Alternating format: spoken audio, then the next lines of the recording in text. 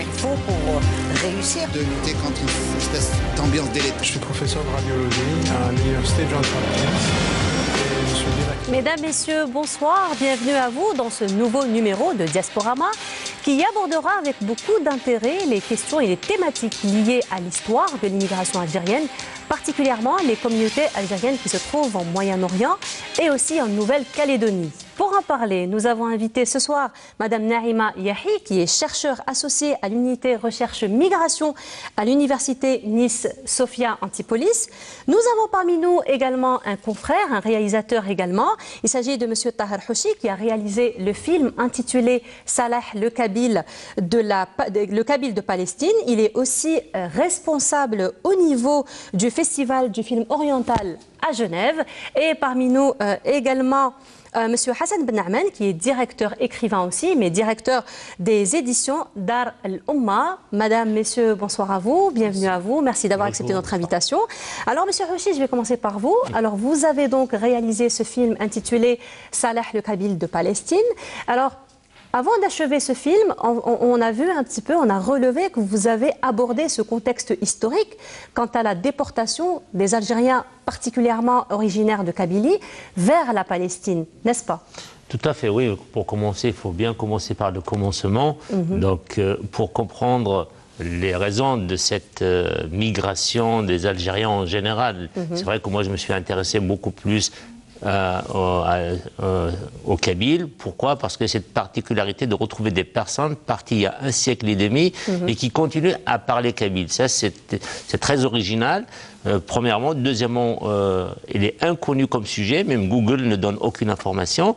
Donc, c'est vrai aussi quand on parle de la révolution algérienne, on nous parle beaucoup de ces 7 ans de guerre, etc. Mais au-delà de 1920, on ne connaît pas beaucoup de choses. Et tout ce qui a été écrit par des soldats français. Et donc, en tous les cas, on retient que c'est une période extrêmement violente. L'armée française n'a pas été tendre. Il y a un général Bousquier qui a brûlé plus de 300 villages dans sa campagne, dont 30 en un jour. Je vous laisse imaginer la peur ou le danger qui pesait sur ces gens.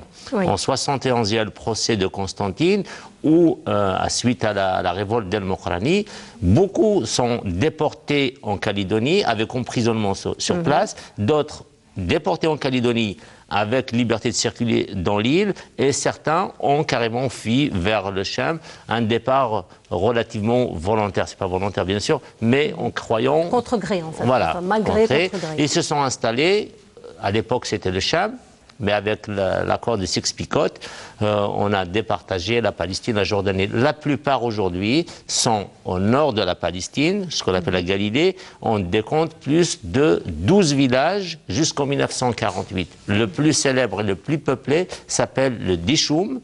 Les Algériens le connaissent très bien. Et maintenant, il est devenu malheureusement une colonie touristique sioniste. Alors là, on revient justement au titre du film Salah le Kabyle de Palestine. Alors Salah, est-ce que c'est réellement un personnage que vous avez rencontré ou c'est juste un personnage qui va représenter cette communauté algérienne qui se trouve en Palestine et au Liban particulièrement? Alors, dans un premier temps, moi je suis parti à Beyrouth et puis j'ai entendu parler de Salah. Et quand je voulais partir le rencontrer, j'ai compris qu'il est au sud, donc il est à 1h30 de Beyrouth. J'ai pris un taxi, j'arrive dans l'endroit où c'est un camp palestinien, et je rentre, on me dirige vers le Hayy al-Maghariba. Par ailleurs, j'étais très bien accueilli, en sachant que je suis algérien, même mon café, j'ai pas pu le payer. J'arrive chez Salah, je trouve, il parle un kabyle parfait. Et mon étonnement aussi est allé grandissant puisqu'il n'est pas le seul. J'en ai trouvé plusieurs. À la base, je suis parti pour un reportage écrit pour le journal Liberté et j'ai convenu avec lui de revenir avec une caméra. Et là, de fil en aiguille, c'était la poupée russe. Donc de Tyr, Sour en arabe au sud du Liban, on arrive à Saïda où il y a encore beaucoup de Kabyles. À Tripoli, Nahr al-Balad, qu'on a bombardé il y a quelques années, devant nos écrans, on avait suivi cela. Il y en a beaucoup là-bas. Et à Tripoli, il y a 2 camps aussi où il y a beaucoup de Kabyles. Sans compter ceux qui sont partis au Danemark, ils ont tout un quartier, en Suède, et certains se retrouvent en France ou en Hollande. Donc, il n'y a pas de statistiques comment dire, fiables, mais on peut faire une estimation en partant de 12 villages en 48. Chaque village contenait à peu près entre 200 et 700 personnes. Donc ils sont tous sortis naturellement après la barbarie sioniste. Et aujourd'hui, on peut estimer qu'ils sont à peu près une population de 10 000 facilement. Madame Yahi, justement, dans ce contexte, vous qui êtes chercheur et historienne spécialisée en immigration, quel est le regard que vous portez un petit peu sur ces émigrés algériens dont les aïeux sont justement des gens qui ont été déportés, et particulièrement là, donc M. Houchi nous fait savoir que plus d'un siècle plus tard, ce sont des immigrés, ce sont des Algériens qui ont gardé leur identité, notamment la langue et peut-être d'autres traits d'autres caractères plutôt qui ont trait à la culture algérienne. Alors le regard que je porte, c'est déjà beaucoup d'admiration pour votre travail de documentariste et de journaliste, parce qu'effectivement c'est une histoire qui nous reste à raconter. On a quelques indices sur des lieux de mémoire comme les îles de Lérins au large de Cannes en France, où la fameuse Smala d'Abdelkader, l'émir, attendait sa déportation. De nombreux compagnons de route y ont laissé la vie. Une nécropole témoigne de cette présence transitoire. Des territoires comme la Nouvelle-Calédonie, on reviendra à la question du Levant ensuite, fait aussi preuve d'un travail de mémoire assez important. Ce qu'on appelle les Khaldounes, et je sais qu'on va en parler tout à l'heure, se mobilisent. De nombreux élus locaux, héritiers de cette histoire, descendants de déportés, portent fièrement cette mémoire. Et ce que je retiendrai de ce que vous racontez de ce témoignage, de cette permanence de la langue kabyle en l'occurrence, ou arabe pour d'autres, à travers maintenant plus d'un siècle, plusieurs décennies, plusieurs générations, c'est qu'il y a une empreinte culturelle assez forte, une empreinte orale, une transmission, j'allais dire, lyrique du village, de l'exil et de la nostalgie de la terre quittée, j'allais dire de force, puisque vous évoquez la mémoire de la révolte d'El Mokrani. On aurait pu parler du village de Marguerite. De nombreux sites ont subi la barbarie de la nuit coloniale et beaucoup y ont laissé la vie. Pour ceux qui y réchappent et qui sont déportés, on trouve trace. Des travaux portent par exemple sur la culture du dattier en Nouvelle-Calédonie. D'autres travaillent sur l'architecture des lieux d'inhumation. On a par exemple des télescopages entre l'immigration plus classique en France métropolitaine, je pense à l'immigration algérienne tout au long du XXe siècle, et un partage de mémoire à travers la chanson populaire. Vous évoquez ce monsieur qui parle kabyle, Slimane Azem, qui est un grand chanteur de l'exil algérien en France, reprend les poèmes de Simhan Dumhan, qui a écrit cet exil, décrit cet exil que vont connaître ces Algériens à la fin du XIXe siècle. Il va les transposer à l'expérience algérienne en France métropolitaine. Et c'est tout naturellement que par la suite, ces descendants de déportés, je pense notamment à l'un d'eux qui m'a parlé de la chanson de Akli Yahyatan Yel Menfi, et qui a reconnu dans les paroles de cette chanson, que l'on connaît toutes et tous, la description et l'expérience de ses aïeux, même si cette chanson est contemporaine de la guerre d'Algérie. Donc vous voyez, une recherche de témoignage, de partage de douleur, de l'arrachement à la terre natale, dans un contexte de colonisation qui malheureusement va se perpétuer pour ceux qui auront élu domicile en Palestine. Et c'est ce qui est presque un bégaiement de l'histoire, mais la récurrence dans votre témoignage et dans les éléments historiques qu'on peut mobiliser, c'est qu'ils transportent avec eux cette empreinte, cette mémoire, cette tradition orale qui fait de, où qu'ils soient, encore des Algériens. Voilà. Alors on revient donc à ce film, justement, qui marque bien ce que vous venez de développer. Alors c'est donc, on l'a dit, Salah le Kabyle de Palestine. Alors parlez-nous un petit peu de ce film, les conditions de tournage, sa durée, avant de voir justement un extrait, parce que nous avons un petit extrait. Oui, bien sûr. Donc quand j'ai eu l'accord de Salah pour tourner, je ne suis pas parti spécialement pour le film. Je suis parti dans le cadre de mon travail aussi comme directeur de festival. Ça me permettait de rentrer une caméra sans qu'on me contrôle. Et puis quand je suis rentré dans la filière kabyle, je passais d'une main à une autre et j'ai pas eu beaucoup de contrôle. Je faisais attention, on tourne avec une caméra 5D petite qui ressemble à un appareil à photo. On faisait attention et donc on avait tourné sans qu'on attire l'attention des autorités par exemple.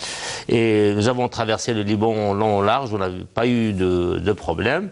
Le seul problème qui revient, ce sont ces gens-là qui, selon leurs témoignages, ils étaient recensés par l'ambassade d'Algérie et des écrits aussi témoignent que M. Rosali Mahri était l'intermédiaire avec le FLN parce qu'ils ont contribué à la révolution algérienne. On me raconte l'indépendance, on me rapporte leur joie de voir le film Gamila l'Algérienne de Youssef Chahine.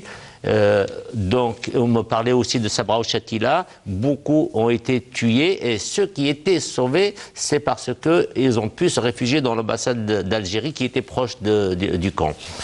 Leur souci aujourd'hui, c'est qu'ils se retrouvent au Liban, ils n'ont pas de papier. Ils ne peuvent pas exercer de travail, mis à part quelques fonctions libérales, et ils luttent pour que l'Algérie leur donne leurs papiers d'Algériens. Certains même ont des passeports, des extraits de naissance. C'est vrai, d'une guerre à une autre, il est très difficile de garder des documents, mais ils gardent espoir qu'un jour, ils puissent revenir en Algérie, pas pour élire domicile ou avoir des biens, mais surtout pour, quelque part, réaliser le rêve de leurs ancêtres. Après leur départ, c'est bien dans la tête un départ, d'ailleurs un retour, bien la même chose qu'on retrouve pour la nouvelle immigration qui sont partis en France. On est parti avec une valise, mais presque toujours prête pour revenir. Mais sinon, quelle est la durée du film? C'est à 26 minutes et on continue à travailler sur un long métrage parce qu'il y a beaucoup de matière.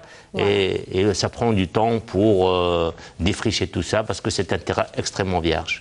Exactement. Alors là, je vous invite donc de découvrir un extrait du film Salah le Kabyle de Palestine et on se retrouve juste après. اهلا وسهلا الزول حمايات شكا يا زلمه شكا اكيد صح ذا فلسطيني ذا جزائري ذا قبايلي يلول ذي الدايشوم يوثن تدرثن القبايل ذي فلسطين يتمسلي ثا قبايليث غسكن لجدوديس جان ثمورث النسن ثمورث القبايل وغارن 130 يسقوا سنايا ثاديانتيس اكو ذاتين الجيرانيس تعبان وغارن القرن ذوزقن نترولا ذو هاني ذو منو ثذيان تاقي تسكان ذيغن ثواغيث يوميران ثذولي أكن ولاش وين راتي السينا. اسمي وكني الصالح أحمد سعد إدريس العمريو وليد 1945 ديشوم قضاء صفد الأصل ان جدي باب سمبابا سيد زايد اسارو ياقي تجميل تاع عمي صالح وذي لنا من التا اسارو ياقي ذينيين غفو غرن القرن غف البطل غف ثير ركزان القبايل تصطفى نسن ذي جديث اكو تللي كان يلمسنا عمي ذينا يعني خويا سمبابا يعني ذينا يبين الجنسيه وذينا عصمان المولود ذي مولا ذا الجزائري فلسطيني حاليا بس هيك يعني باقي لقب نكني فافا لكو ذيما لان حرصن ذقو خام انه تمسلاينا راهي تعرف كنا نفقى نسن ولا جيني نسن تدت ذا الجزائري ذا قبيلي سي هداك يا سميس عطوش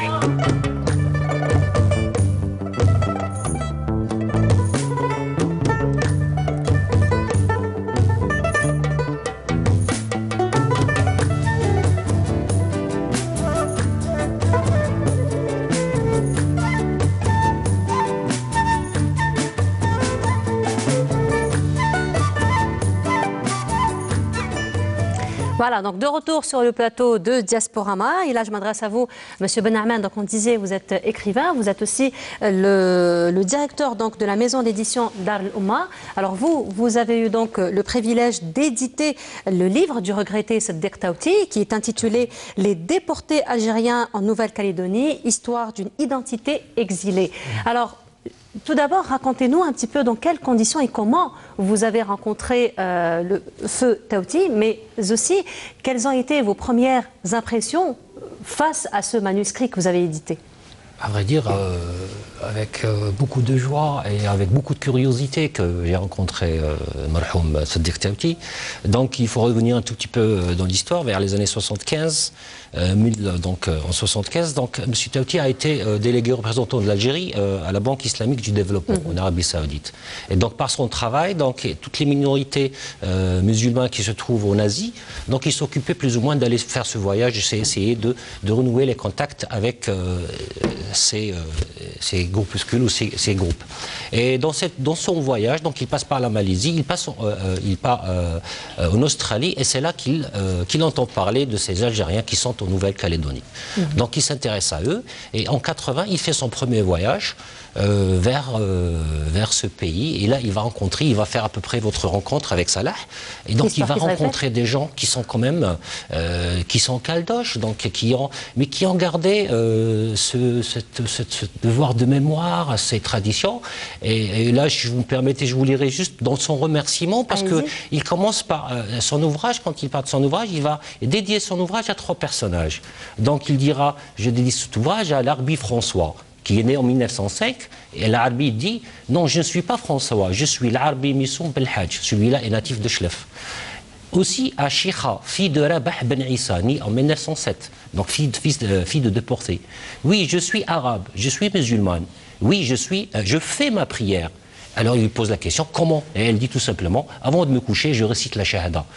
Et puis le troisième, qui s'appelle Belhamis Saïd Louis, né en 1908. Mon père, originaire de Kabylie, m'a enseigné de demeurer un arabe, un musulman, et de perpétuer la tradition à sa mort. Donc cette transmission lyrique, ce personnage, ce devoir de mémoire, ces Algériens qui se sentent Algériens, qui sont toujours ancrés dans leurs racines, qui ont toujours ces liens-là et qui vivent dans un autre monde. Peut-être que ceux de la Nouvelle-Calédonie, c'est encore plus difficile par rapport à ceux qui ont vécu au Chem. Quand on parle du Chem, ce n'est pas uniquement à partir de 1871, on parle aussi d'avant les premiers exils volontaires, je dirais, et des vagues d'immigration qui ont commencé déjà. Au début, c'était juste par le pèlerinage, et donc on s'installait au Chem, donc il y avait cette relation, on était sous cet empire arabe, donc en fin de compte, on était tous citoyens de cet empire. Donc le va-et-vient, même si c'était pas avec des vagues très importantes, mais on trouvait des racines d'Algériens qui se retrouvaient au Chem ou vice-versa. Et d'ailleurs, Dar al-Oumma avait fait aussi un autre livre qui s'appelle Le Soleil du Levant ou Le Soleil du Maghreb, brillant sur l'Occident, brillant sur le Chem de Souhil Khaldi, et qui parle de toute cette immigration algérienne qui s'est retrouvée au Chem et qui jusqu'à aujourd'hui, et le Chem, Palestine, la Jordanie, etc. Donc je reviendrai à Seddiq Taouti. En vrai dire, il avait fait un travail énorme. Il a été à l'origine de la visite de 13 Calédoniens, Caldoches, qui sont venus en Algérie en 1986, qui sont venus ici, des Algériens, donc dans l'histoire, donc à travers l'ouvrage, donc on va lire cette tragédie humaine, parce que quand même c'était les hommes qui étaient déportés, qui se retrouvaient avec les prisonniers du bagne. Donc les prisonniers, c'était un lieu très très difficile. On rencontre des récits de ceux qui se rappelaient encore des sangs, des chaînes de leur père, donc c'est très très difficile pour ces gens-là, qui se sont retrouvés déracinés complètement de leur héritage, de leur culture, et qui n'en ont gardé que quelques bribes, peut-être la langue. Ils se réfugiaient dans la langue, ils se réfugiaient dans ces déshabits, dans certaines traditions, quand même qu'ils arrivaient à perpétuer à travers les générations. Et c'est tout ce travail-là qu'a fait Seddiq Taouti en essayant de renouer les contacts, d'essayer de reconstruire ces bridges, ces ponts, pour pouvoir quand même se dire que nous, les Algériens, on a encore des cousins, on a nos enfants aussi qui vivent carrément de l'autre côté de la planète. Alors justement, Monsieur Houssi, Madame Yahi, que représente pour vous cette quête identitaire en fait de cette communauté algérienne dont les aïeux ont été déportés? Parce qu'en fait de compte, il faut le dire qu'ils ne vivent pas la même chose que les émigrés qui ont par exemple choisi l'émigration dans les années 80, les années 90. Donc là, on parle de génération et de génération, de peut-être 4-5 générations, plus d'un siècle.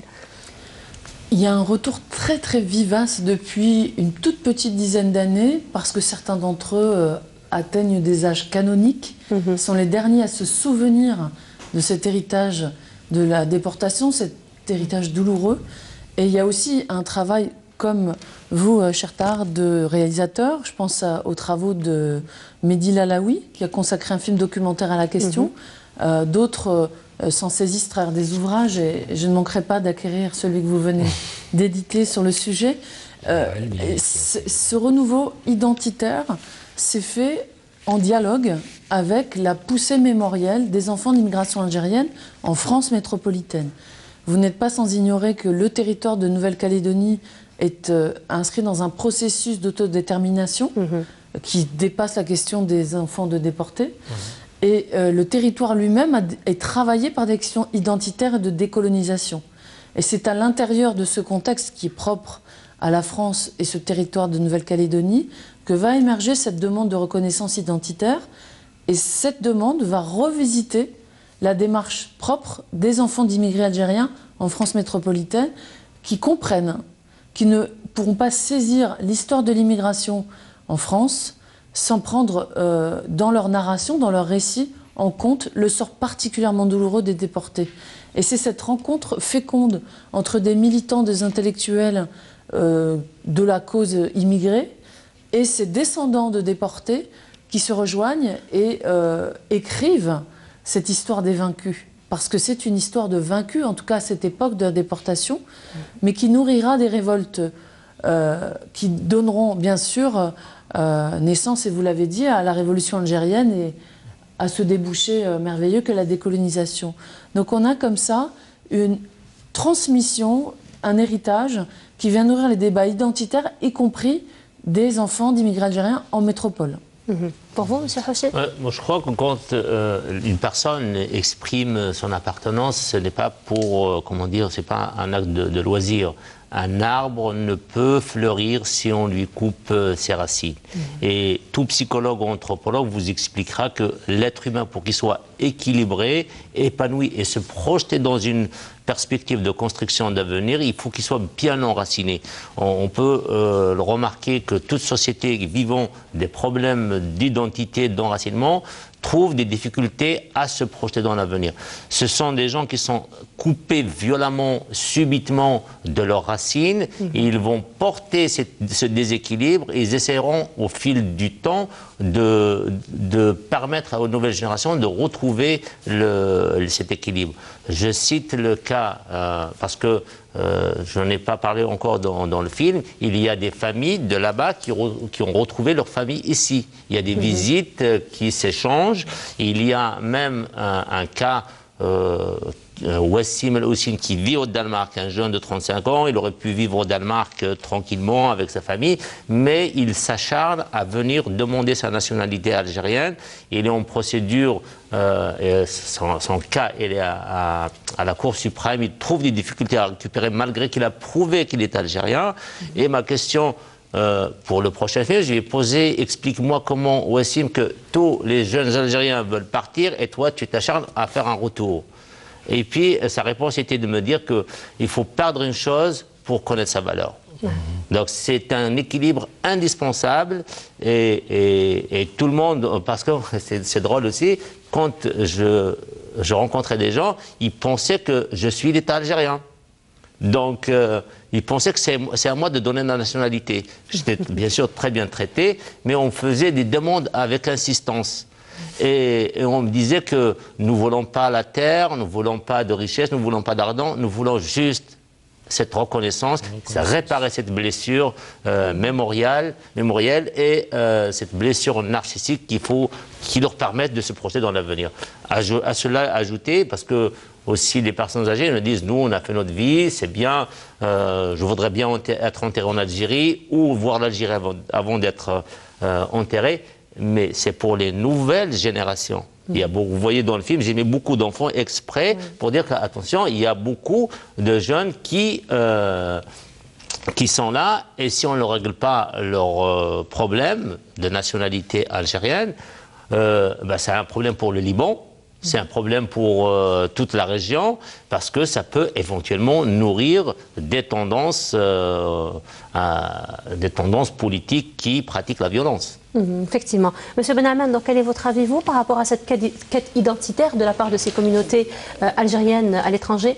À vrai dire, c'est un peu dans le sens de cet arbre qui a des racines ancrées dans cette terre, donc à travers l'histoire. Donc on doit savoir d'où on vient pour savoir où aller.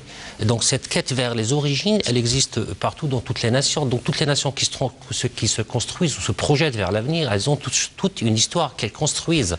Et donc éventuellement, on peut projeter ça vers l'être humain, vers l'individu lui-même, qui doit savoir d'où il vient. Il reste toujours cette quête, d'où est-ce que je viens, qui sont mes aïeux. Et donc dans cette perspective, c'est pour ça que je reviens un tout petit peu vers le Moyen-Orient. Le problème de cette identité, on va dire, il y a ces racines qui existent, qui sont là, mais il y a aussi un problème politique, parce qu'en fin de compte, les Palestiniens qui n'ont pas de papier, qui n'ont pas de patrie, donc ils ont le problème d'avoir des passeports, d'avoir des cartes, etc. Donc c'est à travers ce processus qu'ils essaient d'obtenir de nationalité algérienne, qui est très difficile, parce que d'après les accords du monde arabe, de la Ligue arabe, donc on n'octroie pas la nationalité arabe pour les Palestiniens, pour qu'il y ait un droit de retour. Donc c'est un peu compliqué envers ces gens-là. Mais est-il que la quête de son histoire, la quête de ses racines, c'est une obligation, c'est quelque chose qui est tout à fait naturel. Et j'ajouterais que qu'aujourd'hui c'est une greffe. On fait une greffe sur un arbre qui est en train de fleurir. Donc en fait, quand on greffe aujourd'hui sur un arbre qui a été construit pendant des millénaires, si on prend même l'Algérie en considération, il y a une expression qui dit on n'est pas peau rouge pour devenir américain. On est américain, mais on a des racines qui peuvent être peau rouge ou être tout simplement africaines. Et éventuellement même le problème identitaire. Si je peux me permettre, en France, on est français et puis on a des racines d'ici ou d'ailleurs, et avec plus ou moins des caractéristiques identitaires à chaque petite communauté, mais dans un espace global qui est cet État.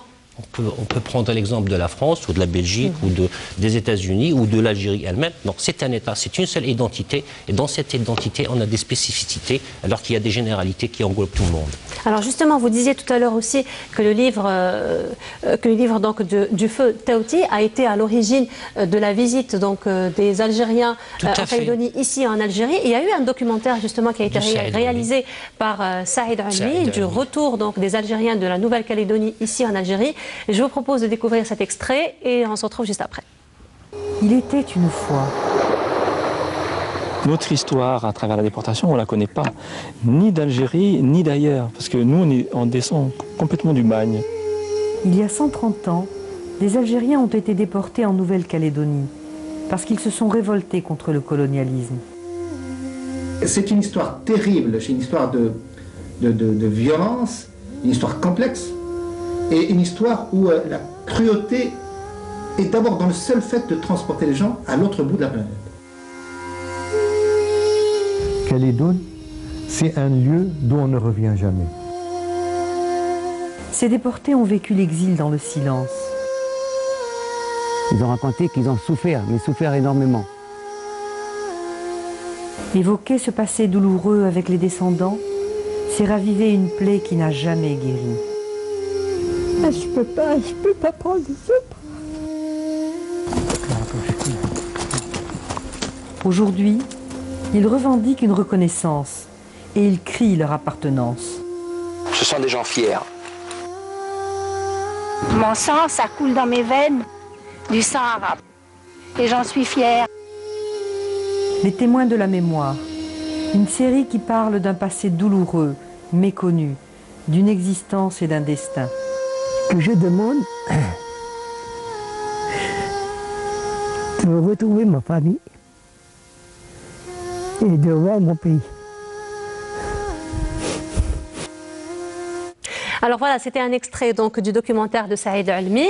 Donc le Saïd Almi, il faut dire, c'est le deuxième voyage qui a été fait vers la Nouvelle-Calédonie en compagnie du feu Taouti. Et donc beaucoup de choses ont été faites suite à ces deux voyages. Et effectivement, donc Taouti par rapport son premier voyage, donc les répercussions, les gens qui commençaient vraiment à s'intéresser à cette question, je ne vais pas dire ce problème, à cette question de l'identité, le récit de ceux qui sont venus en Algérie, et donc il y a ces ponts qui ont été liés. Et là, je retrouve qu'il y a pas mal de Calédoniens qui ont essayé de retrouver leurs racines quand on parle du Kabyle. Donc il va d'ailleurs les noms, les Haïfa, les Messoum. Et donc là, on se retrouve avec les tribus qui existaient, qui sont partis peut-être une bonne partie avec la déportation en 1871 avec Mokrani, qui se trouve éventuellement dans cette région des hauts plateaux de la Kabylie. Mais il y a aussi d'autres régions qui du Constantinois, donc qui ne sont pas vraiment d'origine kabyle. Mais je retrouve avec quelqu'un qui vient du Chlef et qui se retrouve, il trouve là. Et c'était vraiment de très très beaux récits parce que quand même, après 100 ans, après un siècle, on se retrouve avec les enfants, avec les cousins et les cousines. Et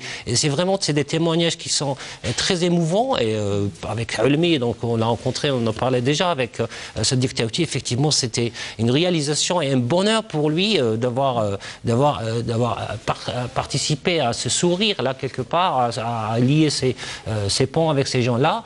C'est une satisfaction énorme, vraiment vraiment énorme. Et d'ailleurs, Feu Taouti Rabbi Rahmou, même avant son décès, était en train de réécrire son ouvrage et d'encore, parce qu'entre-temps, il y a eu pas mal d'ouvrages qui se sont intéressés après certains articles qui ont été faits sur la presse nationale, même en France. Donc il y a même un livre, je crois, qui a été fait en France sur les Céges algériens de Nouvelle-Calédonie, je crois que le titre. Donc il y a eu quelques essais sur cette question-là.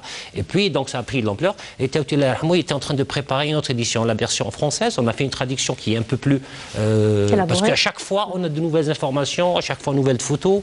Il y a des constructions qui se sont faites. Il a réalisé, donc il a construit un centre islamique à Nessadiou pour pouvoir enseigner la langue arabe, parce que, comme tout à l'heure, on voyait Haïfa ou Messoum, donc qui parlaient quand même, qui essayaient de connaître cet alphabet, et commençaient à essayer de comment faire la prière, c'est pas uniquement la shahada. Donc, il y avait tout un travail qui a été fait pour leur donner un plus par rapport à ce qui a été plus ou moins préservé par la mémoire orale.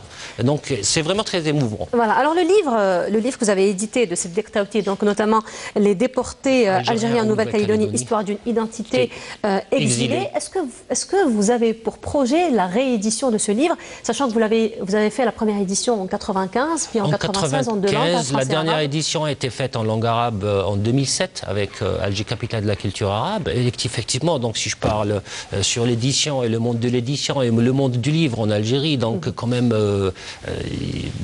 le projet existe, elle est là. J'étais avec Mustapha, le fils de M. Taouti, donc on a essayé de faire une réédition, plutôt moins aussi réécrire le livre à travers les travaux qui ont été laissés par Sadiq Taouti. Donc, mais c'est un travail qui est actuellement toujours en train d'être fait. Et puis ça reste toujours un projet parce que effectivement, pour éditer un livre, il ne suffit pas d'aimer un livre et de savoir et d'aimer le contenu d'un livre. Il y a aussi un côté économique, si je peux me permettre de le dire, et dans un environnement où en Algérie, où actuellement le livre souffre. Et ce n'est pas uniquement la mémoire qui souffre, c'est le livre aussi qui souffre. Oui, porteur de la mémoire en fait. Est-ce qu'il y aurait peut-être un projet d'un livre sur Sadiq Taouti, pourquoi pas? Effectivement, Sadiq Taouti, c'est le Christophe Colomb. Il y a eu Al-Rouat, là où il est natif, là où il est décédé. Donc il y a eu tout un travail pour... C'est notre Christophe Colomb, parce que Sadiq Taouti, on discutait avec lui, je m'amusais, alors il me disait, moi j'ai fait les tours de la Terre dans les deux sens. Donc il est parti vers les États-Unis, il est revenu de l'autre côté, comme il est parti vers l'Australie, il est revenu de l'autre côté. Donc il faut voir, c'est quelqu'un qui a énormément voyagé. C'est quelqu'un aussi qui a fait... J'ai un autre livre sur les musulmans en Asie du Sud, avec Pol Pot, avec le Cambodge, tous les crimes qui se sont passés là-bas. Donc c'est quelqu'un qui a énormément visité. Donc à travers Sadiq Taouti, donc à travers ses propres récits, donc on a ses ouvrages qui sont là. Mais sur le personnage lui-même, à moins qu'il y ait quelqu'un ou une étude qui se fasse au niveau de l'université pour pouvoir retracer le parcours de ce grand monsieur quand même, qui a énormément donné de lui-même. Et sincèrement, il faudrait qu'il y ait ça. C'est-à-dire en fait, quand le chantier il est là, il suffit uniquement d'avoir la bonne volonté. En tout cas, en ce qui concerne l'éditeur que je suis, eh ben, moi je suis là, donc il n'y a aucun problème pour ça. Vous êtes ouvert à la proposition. Voilà. Alors Madame Yahi, je rappelle, donc vous êtes chercheur associé à l'unité recherche-migration à l'université Nice-Sophia Antipolis. Alors justement, parlant de cette institution, quelles sont les missions de cette institution, particulièrement dans l'histoire et la sociologie de l'immigration? Ce laboratoire de recherche du CNRS regroupe des démographes, des historiens, des sociologues qui ont comme particularité de prendre en charge les problématiques de société autour de la question des migrations, qu'elles soient internationales, donc les flux migratoires entre les continents, ou qu'elles soient de manière plus prosaïque, celles qui ont traversé la France. Et c'est dans ce cadre-là que j'ai pu, auprès de mes collègues Yvan Gastaut et Julien Gartner, animer une agence nationale de recherche sur l'image de l'arabe dans les médias en France, vaste sujet qui prend en charge à la fois la dimension sensible, donc le cinéma, la musique, mais également les médias plus classiques comme la télévision. Et on se retrouve à analyser la manière, l'histoire des représentations. Dans les débats que nous avons eus tout à l'heure, messieurs, vous évoquiez la question de la réparation symbolique qui était demandée à travers ces demandes de nationalité algérienne pour des descendants de déportés du Chem ou de Nouvelle-Calédonie. On a un peu la même problématique en France et dans nos travaux, nous prenons en charge cette question de l'histoire des représentations, qu'elles soient négatives ou positives, qui construisent les imaginaires et les stéréotypes. Par exemple, qu'est-ce qu'un Français? Dans l'imaginaire collectif, un Français n'est pas un Arabe de confession musulmane, un Berbère du Maghreb. Dans l'imaginaire collectif, on n'a pas su mettre en œuvre ce dont vous parliez, messieurs, cette pluralité des identités.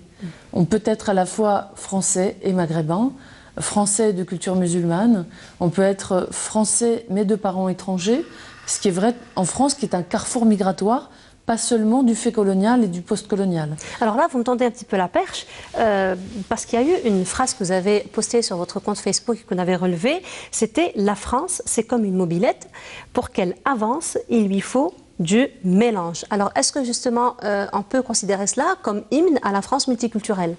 Oui, cette phrase, je la dois à une banderole de la Marche pour l'égalité et contre le racisme, qui est une marche pacifique, portée par des jeunes maghrébins au début des années 80, à l'hiver 1983. Elle a bouleversé l'opinion publique et elle a fait entrer dans la sphère médiatique les enfants d'immigrés, qu'on appelle les beurs en France. Et c'est cette image de, vous savez, de ce diesel et cette essence qu'on mélangeait pour faire tourner les mobylettes au début des années 80, ce slogan du mélange. Cette France multiculturelle, elle n'est plus du tout à la mode en ce moment en France, elle est même plutôt has-been. Ça, c'est l'opinion publique et pour les politiques. Mais par contre, c'est une valeur que moi, à titre personnel, je défends. Et je pense, comme vous, messieurs, que ce soit pour l'histoire de l'Algérie, qui est bien sûr entremêlée à l'histoire de la France, nous avons des problématiques semblables des deux côtés de la Méditerranée. C'est comprendre la complexité à l'heure de la mondialisation, l'entremêlement des identités, des appartenances. Et je pense qu'on est dans une période en France où on prend très mal cette question du multiculturel. C'est l'ancien président Sarkozy et la chancelière Merkel qui avaient dit que le multiculturel était un échec. Ils l'ont dit il y a quelques années. Je pense que c'est une erreur et c'est un diagnostic qui n'est pas fondé. Et les trajectoires de vie que vous décrivez, messieurs, dans vos publications et films en témoignent. Cet entremêlement est international et les travaux que nous menons sur l'histoire de l'immigration permettent d'y mettre un peu de lumière et un peu d'ordre. Je dirais même peut-être de défendre une identité narrative. Nous sommes ce que nous racontons être.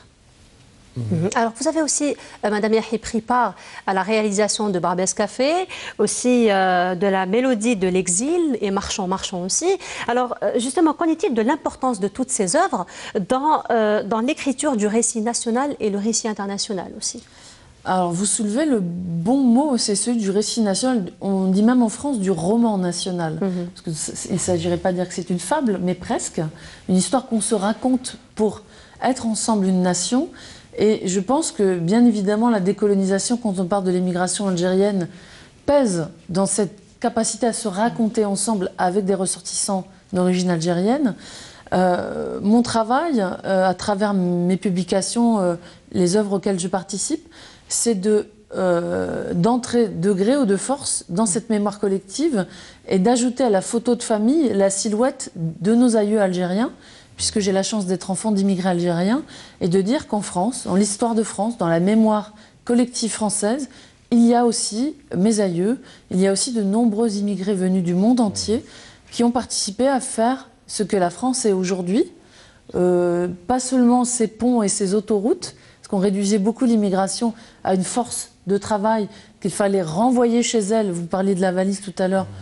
Une fois le travail terminé, une fois qu'il n'y avait plus de travail, puisque la crise s'est installée en France, et c'est dangereux. C'est le sociologue Abdelmalek Sayad qui disait « Immigrer, c'est immigrer avec sa culture ». C'était donc des hommes faits de chair et de sang, sensibles, qui ont nourri des rêves, qui ont donné leurs enfants à la France. Et aujourd'hui, il est un peu facile d'expliquer qu'ils n'ont pas leur place là-bas, comme ils ont aussi leur place ici, dans le pays de leurs parents. Et je pense que cet enjeu de la multi-appartenance traverse mes travaux quant à la reconnaissance patrimoniale de l'immigration maghrébine en France. Alors, M. Tahar Houchi, vous aussi, vous êtes donc fondateur du Festival du film oriental à Genève. Alors, parlez-nous un peu de la participation algérienne à ce festival. Dans un premier temps, je me permets juste de dire aussi que finalement, moi aussi, je suis un immigré. Ça fait pas longtemps que je suis parti, donc la toute récente migration des années 2000 et après. Donc quand j'arrive en Suisse, justement, on nous parle justement de politique d'intégration. Il faut nous intégrer, mais sans pour autant qu'on sache comment on peut jeter à la poubelle 30 ans de structure mentale et culturelle pour en adopter une autre. C'est greffer, et quand on greffe, on n'est pas sûr que ça réussisse. Et le projet, justement, de faire un festival du film oriental de Genève est de prêcher un nouveau concept qui est celui d'intégration sans désintégration. Donc, nous avons aussi un apport qui va alimenter le milieu, la culture dans laquelle nous allons baigner ou nous allons intégrer. Et chaque année, ça fait 14 ans, on ramène des films d'Orient, des films plus des films d'auteurs, des réalisateurs qui posent un diagnostic sur une société, menent une réflexion. Chaque année, il y a des Algériens, des Marocains, des Syriens, on aborde des questions politiques, sociales, et ça permettait à la nouvelle génération, justement, des jeunes, de venir voir et de dire que, il y a des gens qui nous ressemblent, qui ont un projet qui s'impose sur la scène publique, donc moi je peux faire autant ou peut-être mieux. Sinon, il y a ce qu'on appelle, on leur apprend l'impuissance apprise. C'est-à-dire que vous ne pouvez pas faire quoi que vous arrivez parce que vous êtes étranger. La culture de l'immigré au début, ce qui est celle de la culture de ne pas faire de vagues, de l'invisibilité, aidant a fait qu'on a mis du temps pour qu'il y ait une marche en 68 pour dire nous pouvons exister sur la scène publique.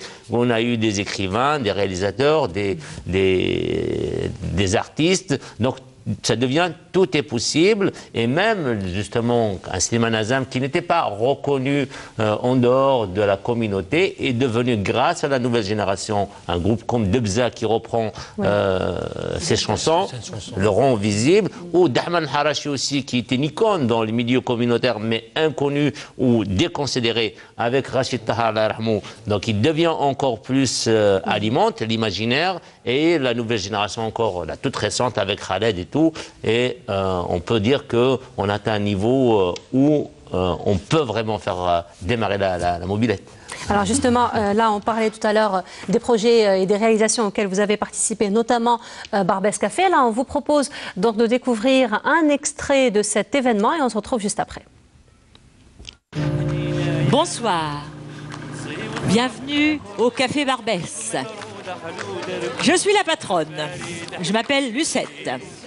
La première fois que j'ai entendu parler du couscous, c'est grâce à Mouloud. Ah, Mouloud. Et lui, tu l'as rencontré comment? Mouloud, je l'ai rencontré au bal de Château-Rouge. Il était ouvrier la semaine, roi des guinguettes le samedi soir.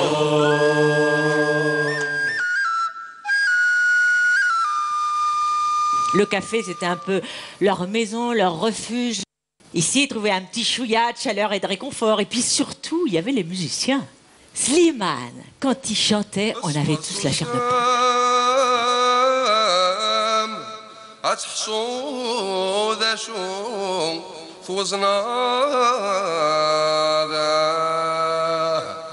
Il m'a invité à danser et on ne s'est plus quitté. Et c'est ensemble que nous avons ouvert le café Barbès.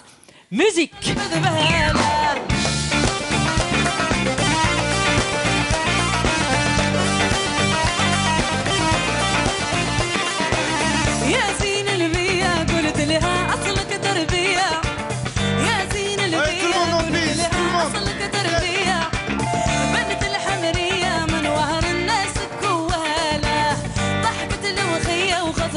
وقالت لي لا لا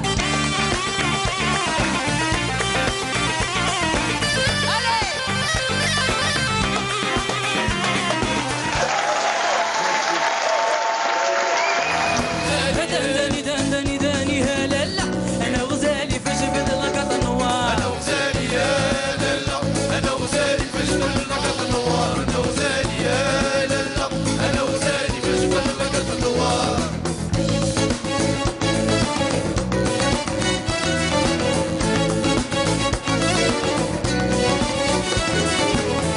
عليك مشعل القار وهلا لا انا وغزالي في جبل لقط النوار انا وغزالي يا لا انا وغزالي في جبل لقط النوار انا وغزالي يا لا انا وغزالي في جبل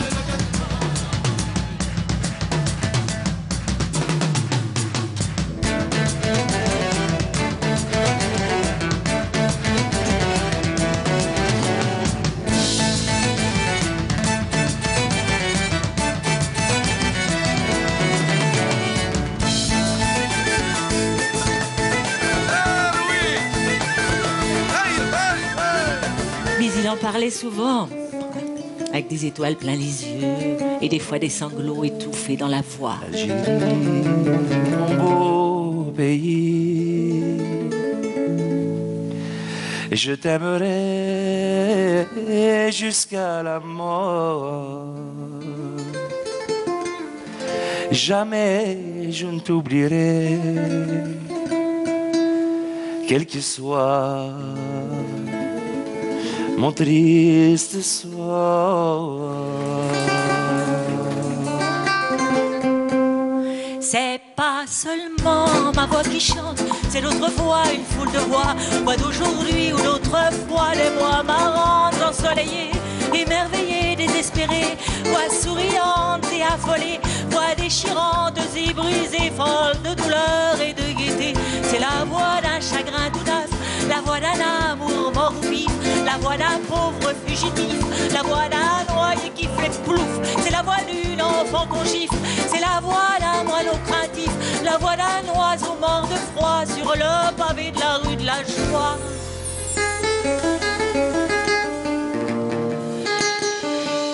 Il m'a raconté le départ aussi. Les bruits du bateau, les visages fermés des femmes serrant leurs enfants sur le cœur, les larmes sur le visage des hommes, fiers, le dos tourné à Alger, la blanche. J'aime toutes les villes, un peu plus Paris. لكن ماشي comme l'Algérie. Comme elle est belle, نحبها بالهبال. وفين نكون ما ننساها. ألجي شحال نحبها. كي نكون غريب نتفكرك ورا بلانشو.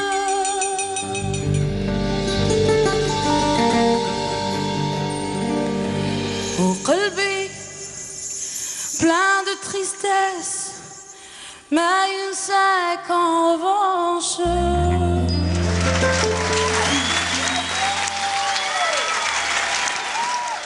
Parlons à présent du mouvement associatif. Alors, Madame Yahi, vous êtes la présidente de deux associations, à savoir Remember et Pangé Network. Alors, quels sont les objectifs de ces deux associations? Alors les deux associations sont complémentaires puisqu'elles visent à faire la promotion de l'histoire de l'immigration en France, de lutter contre les discriminations et enfin de promouvoir la diversité culturelle. Et nos objectifs se formalisent dans des collaborations comme au sein de Barbès Café avec nos amis du Cabaret Sauvage à la Villette où nous essayons de produire des contenus de type spectacle, exposition. Par exemple, notre association Remember vient de produire une exposition dédiée à la mémoire des soldats coloniaux qui ont participé à la Grande Guerre, puisqu'on était cette année dans le cadre du centenaire de la guerre 14-18. Donc il s'agit de ne pas oublier la participation des colonisés à l'époque ou de l'immigration aux grandes heures, par exemple, culturelles. Et c'est ce que raconte Barbès Café. Elle donne des outils aux plus jeunes, comme vous l'avez vu dans cet extrait, pour comprendre la richesse patrimoniale. Comme vous le disiez, cher Tahar, tout à l'heure, nous participons, nous nous intégrons sans nous désintégrer. Et c'est presque un peu ce que nous faisons au sein de nos associations Remember et Pangé Network. Alors, deux autres événements aussi auxquels vous êtes étroitement liés, à savoir l'exposition tenue à la Cité internationale de l'immigration de Paris intitulée Génération, un siècle de l'histoire, mais aussi, vous avez aussi collaboré pour l'édition de l'ouvrage La France arabo-orientale. Alors, parlez-nous de ces deux événements. Alors, effectivement, j'ai le plaisir d'être commissaire d'une grande exposition à l'ouverture du Musée national d'histoire d'immigration, dédié à un siècle d'histoire culturelle des Maghrébins en France, qui revisitait y compris la déportation en Nouvelle-Calédonie jusqu'à aujourd'hui, à travers les penseurs, les intellectuels, les artistes, des cultures populaires ou cultivées, comme on dit vulgairement. Et cette exposition de 600 mètres carrés a été accueillie dans 4 grandes villes en France et a été vue par une centaine de milliers de personnes.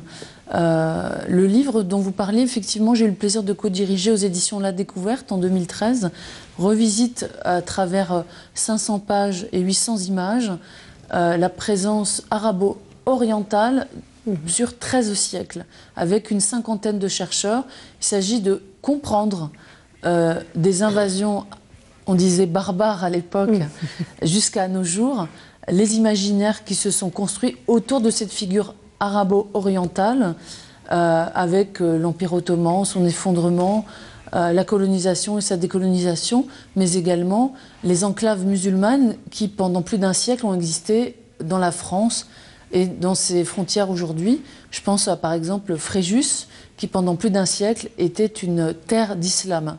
Donc, se remémorer sur le temps long ces contradictions, ces oppositions, ces rencontres fécondes qui font les imaginaires aujourd'hui quand on parle des arabo-orientales en France. Merci beaucoup. Alors nous arrivons au terme de notre émission. Alors peut-être un dernier mot pour vous, Madame Yahyaoui.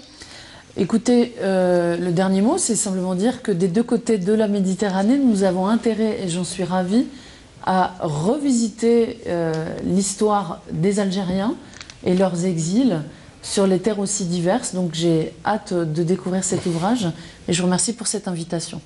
Merci beaucoup. Monsieur Tahar, je profite juste pour parler de notre projet qui est le Festival du film Amazigh au Canada. C'est pas pour en faire de la publicité, mais c'est surtout un prolongement de la réflexion. Parce que le Canada est un pays qui gère d'une manière intelligente les composantes de sa société, qui sont diverses. C'est un pays qui accueille beaucoup d'immigrés. Et ils ont cette intelligence de reconnaître les droits des minorités, y compris ce que j'appelle des natifs. Donc, on ne les appelle pas des aborigènes, mais c'est des nations premières. Pourquoi lancer un festival là-bas? Parce que d'abord, il y a beaucoup d'Algériens qui sont installés là-bas, plus un nombre très important, notamment à Montréal. Et parce que aussi le Canada développe une politique qui fait que la nouvelle génération de Maghrébins ne vont pas se retrouver avec une crise identitaire similaire à celle de la France et probablement ensuite s'impliquer dans des conflits violents internationaux qui ne sont pas les leurs. Donc je vous remercie naturellement pour cette invitation et je souhaite que ces personnes algériennes, soit déportées au départ volontaire, ne retrouvent pas de problème pour rentrer librement dans leur pays. Merci. Monsieur Benhamen, dernier mot pour vous? J'espère aussi qu'ils n'auront pas ces problèmes-là. À vrai dire, si je peux me rejoindre à ce que vous disiez tout à l'heure, donc moi je suis parti de l'idée de la généralité, des généralités culturelles et des spécificités culturelles. Une nation est bâtie sur les généralités qui englobent tout le monde, c'est un ensemble, c'est la théorie des ensembles. Un grand ensemble, c'est une relation entre les différents éléments qui sont englobés dans cet ensemble. Et à partir de ce grand ensemble, on peut faire des petits ensembles et ont des spécificités. À ce moment-là, on parlera de ces enclaves ou de ces minorités qui ont des traditions, qui ont des racines, qui pourraient être diverses. Et là, on pourrait rejoindre la diversité culturelle dans une culture globale qui est la nation. Merci beaucoup. Alors, un livre, une histoire, c'est la note avec laquelle on clôture notre émission comme à l'accoutumée. Et aujourd'hui, nous vous proposons de découvrir un livre Nanterre en guerre d'Algérie, chronique du bidonville de 1959 à 1962 de la militante algérienne Monique Hervaux qui, justement, elle a obtenu dernièrement sa nationalité algérienne. Et nous remercions justement M. Cherif Chorfi qui a beaucoup œuvré, qui lui-même déjà figure du mouvement associatif dans la région parisienne, particulièrement à la ville de Colombes, qui a beaucoup contribué justement pour que la militante Monique Hervaux puisse avoir sa nationalité algérienne. Alors ce livre justement s'indigne des conditions de vie inhumaines donc dans lesquelles vivaient les Algériens à Nanterre. Et donc tout ce qu'on disait tout à l'heure par rapport à l'attachement, par rapport à l'enracinement, donc c'est ce que Monique Hervaux met en valeur à travers ce livre. Voilà donc pour un livre, une histoire de ce soir. Alors je rappelle, nous avons reçu ce soir Madame Naïma Yahi qui est chercheure associée à l'unité recherche migration université Nice Sophia Antipolis. Nous avons eu parmi nous également Monsieur Tahar Houssi qui est déjà confrère, collègue, journaliste et réalisateur qui a donc réalisé le film Salah le Kabyle de Palestine. Était parmi nous également Monsieur Houssem Benhamen qui est lui-même écrivain et directeur des éditions El Omma. Voilà, donc nous arrivons au terme de notre émission. Si vous voulez revoir cette émission, vous pourriez la trouver sur notre chaîne YouTube, comme vous pourriez aussi la retrouver sur notre page Facebook. Nous sommes toujours en attente de vos vidéos et de vos partages afin qu'on puisse les partager à travers notre émission. Je vous remercie de nous avoir suivis. Je vous dis excellente soirée en compagnie des programmes de Canal Algérie. Je vous retrouverai avec grand plaisir dans 15 jours.